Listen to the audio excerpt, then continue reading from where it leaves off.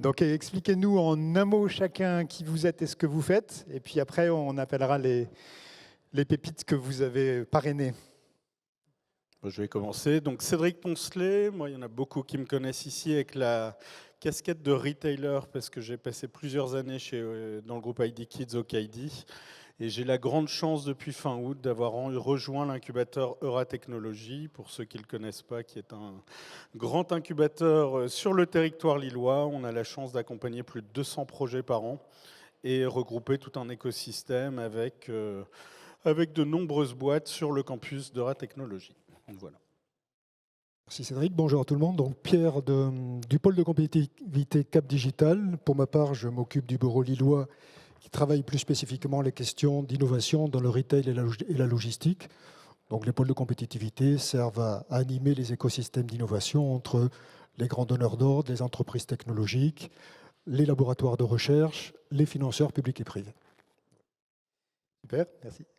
Bonjour à tous, Xavier Faure, moi je suis cofondateur de Spring Invest. Spring, c'est un fonds de capital risque spécialisé dans le futur du commerce. Et donc on investit plutôt en early stage dans des pépites qui changent le commerce. Voilà, donc allez-y, installez-vous. Donc comme chacun, de par votre rôle et votre antériorité, vous avez une connaissance du monde de la retail tech qui est très, très approfondie, très complète. Il y avait aussi dans l'advisory board des retailers. Il y a Grégoire Spizer, par exemple, de Chris, qui était dans l'adboard. Il y a Romain Derville, et puis j'en oublie un ou deux. Excusez-moi pour ceux que j'oublie. David Schwartz de Mobilia. Voilà. Bon. Donc du beau monde pour nous aider à réfléchir. Et donc vous avez franchi le Rubicon et vous assumez de dire voilà la pépite que je recommande. On va démarrer avec Pierre, qui va, donc c'est toi le premier qui va nous présenter ta pépite. Dis-nous qui c'est. Ma pépite, c'est l'entreprise Nut qui travaille sur les consignes alimentaires. Et je dois dire que quand tu m'as donné une carte blanche pour mettre en avant une entreprise, j'ai souhaité m'intéresser à la question du commerce circulaire et de la capacité à fournir des solutions qui permettent aux enseignes de passer à l'échelle. Ça a été ça vraiment le driver de ma réflexion autour de tout ça, en me disant pour arriver à proposer des choses qui permettent ce passage à l'échelle, il faut qu'on ait des solutions qui soient capables de gérer finalement la vie du produit quand il a quitté l'usine, dans ces jeux de ping-pong entre différents consommateurs, différentes enseignes, des prestataires de diverses natures qui vont faire la collecte, la réparation ou le recyclage. Et ça, c'est extrêmement compliqué à faire de manière opérationnelle. Et puis d'autre part, des solutions qui soient capables de gérer les choses en volume pour que des business models robustes puissent être tirés de ça. Et assez naturellement, Nut est arrivé, je dirais, dans cette vision-là. On va l'écouter, il va nous raconter ça. Moi, je ne connaissais pas, à vrai dire, honnêtement, je ne connaissais pas et j'ai trouvé ça formidable. Oui, tu verras, il y a cette capacité finalement de mutualisation inter-enseigne, ouverte à différentes enseignes, au secteur de la restauration, collective et autres, qui permet de garantir ce volume très intéressant. Allez.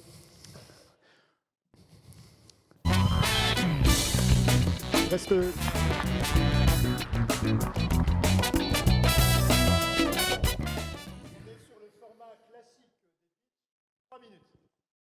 Bonjour à tous. Pour ceux que je connais, ça fait 15 ans, 20 ans je dirige toujours un groupe dans le retail et la tech.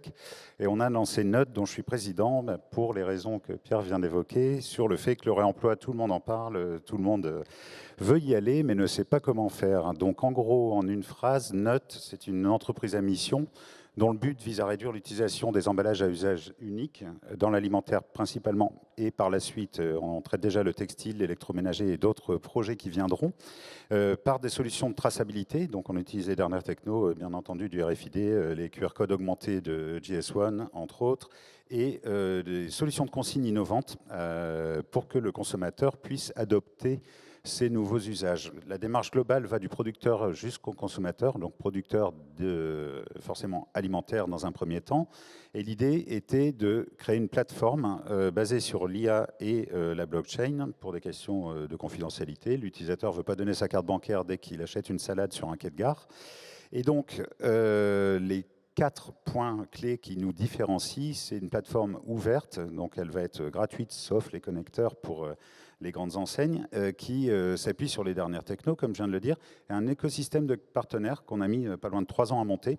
Donc on a les plus grands industriels fabricants de conditionnement, beaucoup de retailers, des producteurs alimentaires, des enseignes très connues de distribution et ainsi que tout l'univers de la food, fast-food, du food court jusqu'aux grandes enseignes que vous pouvez connaître. L'idée était également, une fois qu'on a maillé tout ce monde, de pouvoir développer une gamme de lockers et collecteurs. Donc on était déjà acteur par ailleurs de tout ce qui est click and collect, des grandes stations mutualisées. Et donc s'il y a un mot à retenir de mon intervention, c'est la mutualisation.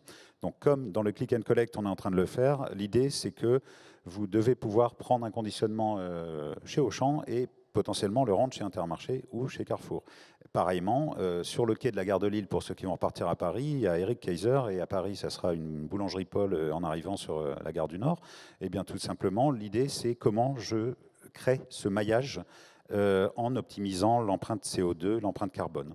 Donc c'est des machines, c'est du soft, de l'appli, et tout cela lié au programme de feed et au marketing relationnel, parce que l'idée pour une enseigne qui mettra en place cette solution, c'est bien entendu de raccrocher cela avec la meilleure connaissance de son consommateur et de lui faire confiance. Donc l'idée, c'est pas de faire de la consigne payante, c'est de faire confiance au consommateur, mais par ailleurs, on aura bien entendu ses coordonnées via notamment les programmes de feed. Et je conclus voilà, je ne voyais pas le timing.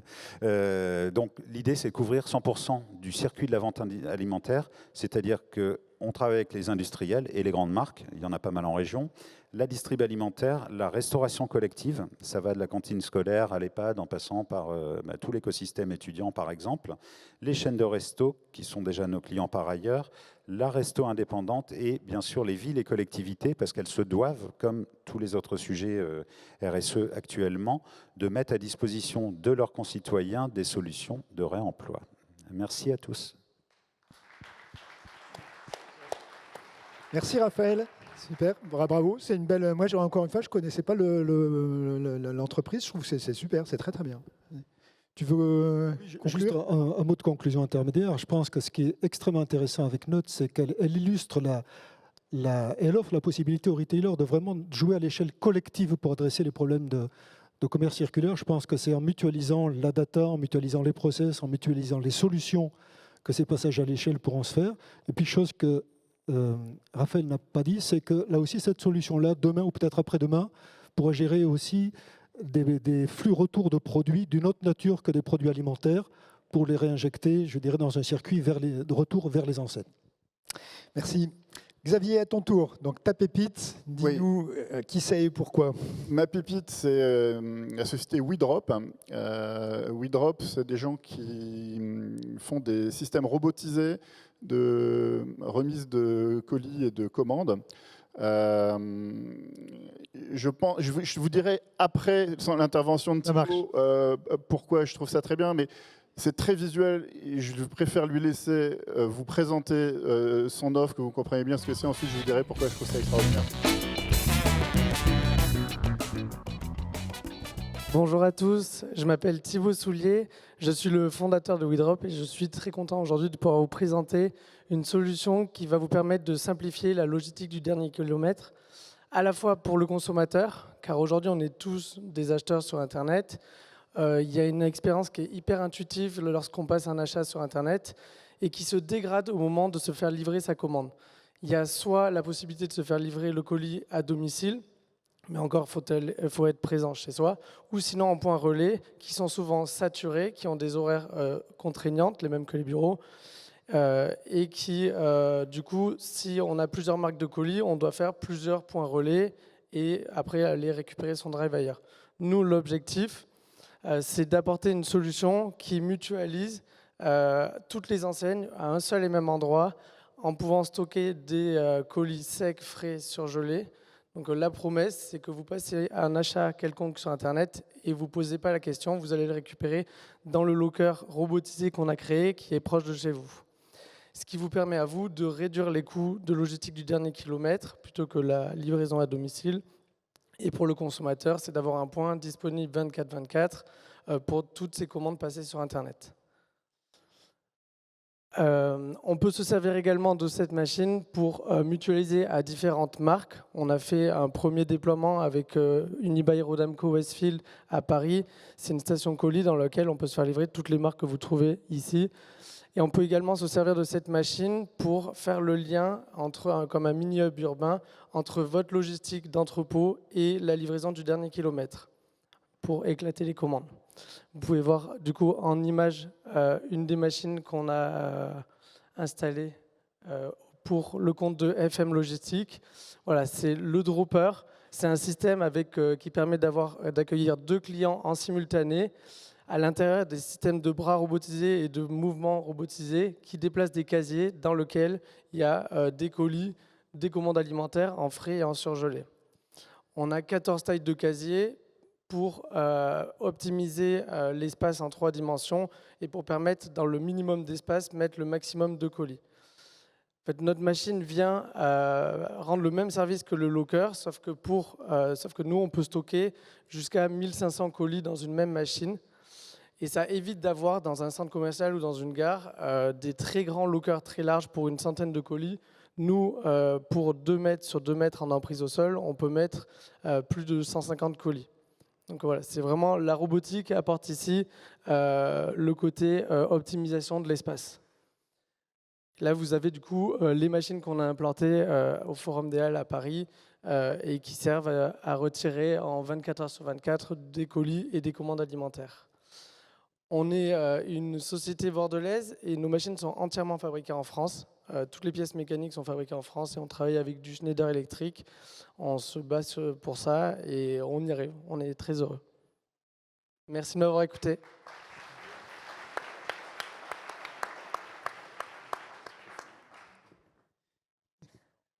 Thibaut, je suis ravi de t'offrir le Word. Je vais vous dire en 2 mots pourquoi je trouve WeDrop assez exceptionnel. Alors, WeDrop est une boîte bordelaise, mais plus spécifiquement, Thibaut est basque. Et le Pays basque, c'est le pays du surf. Donc je vais prendre une métaphore de surf. Pour bien surfer, il faut d'abord une vague. La vague, c'est la problématique de la logistique du dernier kilomètre. Il y a un besoin critique, vous le savez tous, de massifier, de densifier, de mutualiser les flux pour réduire à la fois le coût et l'empreinte écologique. Ça, c'est la vague. Ensuite, pour bien surfer, il faut une bonne planche. La planche, c'est la machine que vous avez vue, qui est à la fois modulable, qui sait tout faire, hein, le sec, le frais, le surgelé, qui est extrêmement facile à utiliser. Thibaut ne l'a pas dit, mais il y a besoin de personnes dans le local. Les utilisateurs comprennent instantanément comment ça marche. Il n'y a pas d'erreur, il n'y a pas de gens qui restent bloqués, ça tourne tout seul. Et enfin, une machine très robuste et très facile à maintenir. Et enfin, pour bien surfer, il faut un bon surfeur. Et ça, c'est Thibaut et son équipe. Des gens qui ont eu une vision produit, qui ont fait tous les bons choix, que ce soit les choix techniques, les choix produits, les choix marketing et les choix commerciaux, et qui sont en train aujourd'hui de déployer sur les 2 usages relais colis et Drive une solution qui est franchement révolutionnaire. Bravo Thibaut. Bravo. Merci. Salut. Alors, on avait raté la scénographie, vous avez remarqué, on a oublié de donner son trophée à Raphaël tout à l'heure. Donc, viens quand même, il faut symboliquement. Ça, voilà. Donc, tu as eu ton petit trophée aussi. Merci encore et bravo encore. Allez, 3e pépite, Cédric, à toi de jouer. Alors, merci beaucoup Cédric de nous avoir laissé la liberté de choisir nos pépites. Alors moi, j'ai choisi, ça vient d'être affiché. Ah non, je sais pas, il n'y a pas l'affichage derrière. Moi, il y a 3 raisons. J'ai choisi la société YouSave pour 3 choses. La première chose, c'est que on a eu la chance de les tester alors qu'ils commençaient tout juste chez Oxybul, et je pense que c'est très important que je prends ma casquette d'enseigne, qu'on soit des territoires d'expérimentation pour des startups. Et YouSave avec Mathieu Chérange chez Oxybul a été en test. Le second sujet, c'est que j'ai la chance d'être au conseil d'administration de l'IAE. Et YouSave, ce sont des étudiants de l'IAE qui, plutôt que rentrer dans une grande boîte, ont tout de suite lancé leur projet. Et la troisième chose, c'est qu'un accompagnement de bout en bout à Aura Technologies. Et ça fait plaisir de voir que Avec un accompagnement, une startup comme YouSave a progressé très rapidement et je laisse Lucas nous présenter sa solution qui sera bien mieux que moi. Lucas, à toi.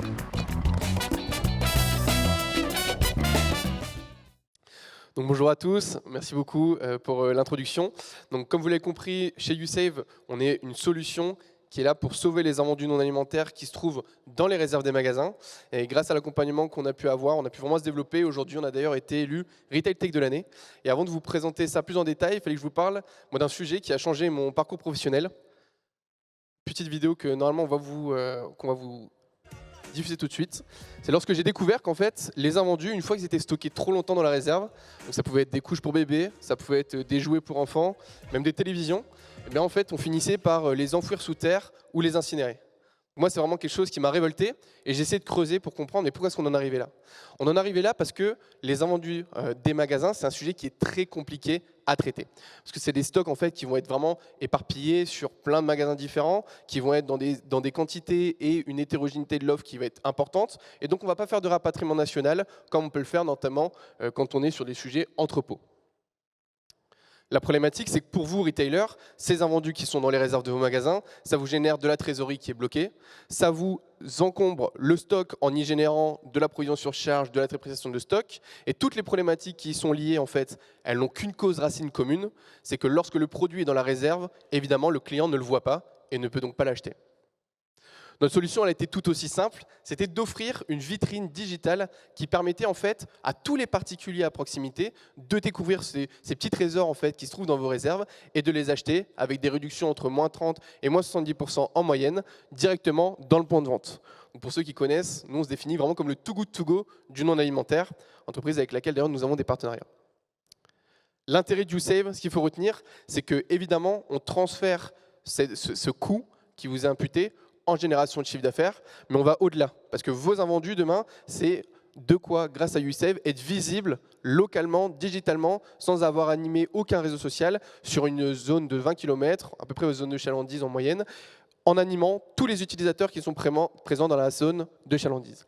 Également, c'est une solution de dynamisme pour le point de vente, pour son activité, parce que chaque YouSave donne lieu à un retrait dans le point de vente. Et c'est d'ailleurs, une fois sur deux, ce retrait qui est fait grâce à YouSave dans le point de vente donne lieu à une vente additionnelle sur la nouvelle collection. Donc autrement dit, vos invendus, on les revalorise, on vous génère du chiffre d'affaires, on fait de la visibilité pour le point de vente, et en plus de ça, on fait venir le client chez vous, qui va donc être fidélisé et consommer davantage. Notre équipe, on l'a dit, elle est composée aujourd'hui d'étudiants de l'IAE Lille, comme l'a mentionné Cédric. Et on a donc, comme vous l'avez mentionné également, deux advisors principaux, Mathieu Chéran, qui nous apporte vraiment une expertise retail, et Camille Colbus, qui était l'ancienne DG de Too Good To Go, qui a fait vraiment toute l'aventure. Aujourd'hui, pour résumer, on travaille avec pas mal d'enseignes nationales, des hypermarchés, on travaille avec une quarantaine de Carrefour par exemple, du Auchan, du Leclerc, du Cora, des grandes surfaces spécialisées également, et on adresse aussi tout ce qui est boutique indépendante. On a eu pas mal de visibilité télé en ce moment, notamment vis-à-vis de la période de Noël. Tout ça pour vous dire que YouSave, c'est une solution qui est mise à dispo pour vos magasins, pour leur permettre enfin de revaloriser des produits qui dormaient au fond de la réserve, qui vous coûtaient de l'argent, et on le transforme en chiffre d'affaires, en visibilité, en trafic magasin et en vente additionnelle. Merci beaucoup. Merci Lucas. Bon, j'espère que vous avez bien compris. Pour développer encore plus, téléchargez et inscrivez-vous sur YouSave. Je suis très fier de te remettre ce prix. Merci beaucoup. Merci. Merci.